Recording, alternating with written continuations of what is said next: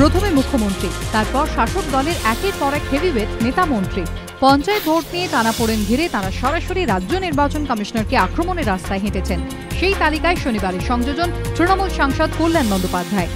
তৃণমূলের একের পর এক নেতার সংবিধান স্বীকৃত একটি সংস্থার প্রধানকে এভাবে আক্রমণকে ঘিরে রাজনৈতিক মহলে বিতর্কের ঝড় উঠেছে। কিন্তু এই ইস্যুতে কার্যত মুকুল রায়, মদন মিত্র, কল্যাণ বন্দ্যোপাধ্যায়দের পাশে দাঁড়ালেন খোদ পঞ্চায়েত মন্ত্রী সুব্রত মুখোপাধ্যায়।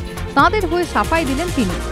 অনেক সময় এক্সটেম্পো আক্রমণ করতে গেলে দু একটা, এই তো নরেন্দ্র মোদীরই হয়ে গেছে, 10টা মিটিং করতে করতে একটা ব্যঙ্গাত্মক বেরিয়ে যেতে যায় না, তার কোনো ওরম মেপে করা যায় না।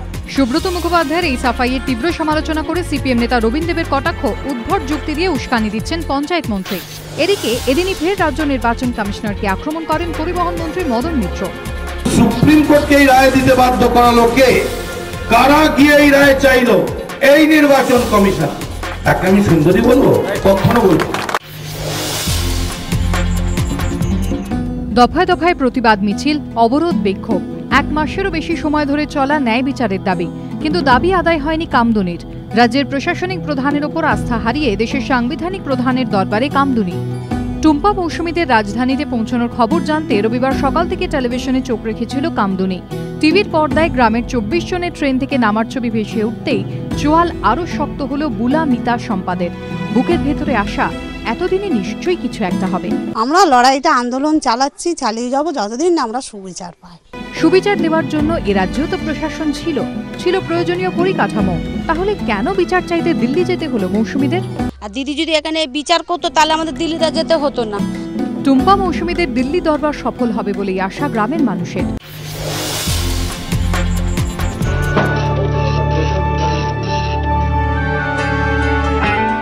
ষাট বছরের পথ চলা শেষ। রবিবার রাত 9টার পর থেকেই দেশ জুড়ে বন্ধ টেলিগ্রাম পরিষেবা। SMS, ইমেলের দাপটের মাঝে নীরবেই ইতিহাসের পাতায় ঠাঁই নেবে টরেটক্কা। বইয়ের পাতা থেকে টিভির পর্দা, দীর্ঘ 1.5 দশক ধরে বাঙালির বহু নস্টালজিয়ার সঙ্গী টেলিগ্রাম। 1850 সালে প্রথম কলকাতা ও ডায়মন্ড হারবারের মধ্যে পরীক্ষামূলকভাবে বৈদ্যুতিন টেলিগ্রাফ পরিষেবা শুরু হয়। 1851 সাল থেকে ইস্ট ইন্ডিয়া কোম্পানির জন্য এই পরিষেবা চালু হয়। তবে সাধারণ মানুষ অবশ্য সেই সুবিধা পেতেন না। সেই থেকে যাত্রা শুরু। একটা সময় ছিল যখন সকাল থেকে টেলিগ্রাফ অফিসে মাথা তোলার সময় থাকতো না। এখন অবশ্য মোবাইল, ল্যাপটপের রমরমার মধ্যে টেলিগ্রাফ ব্যবহারের প্রবণতা অনেকটাই কম। কাজ কমেছে অফিসেও।